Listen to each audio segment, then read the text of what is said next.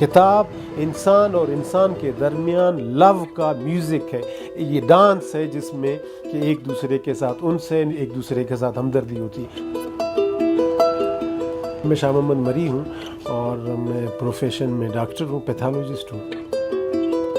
فلسفیانہ اور ادیبانہ اور اسکالرلی جو روڈ ہوا کرتا تھا وہ اس کا جو پرائم روڈ ہے اب بھی جناح روڈ ہوا کرتا تھا۔ جناح روڈ کا ایک رنگ ہوا کرتا تھا، کوئی آدمی ایسا نہیں گزرتا تھا جس کے بغل میں رسالہ یا اخبار نہ ہو یا جس کے ہاتھ میں کتاب۔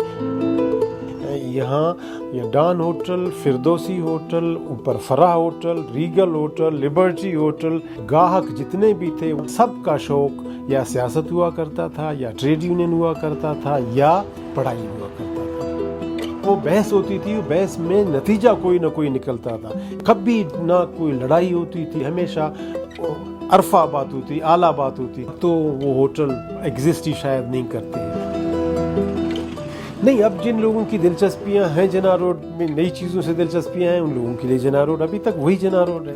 اور اچھے زبردست 10,000 روپے کے جوتے آپ کو مل جائیں گے، آپ کو اسلحہ ملے گا۔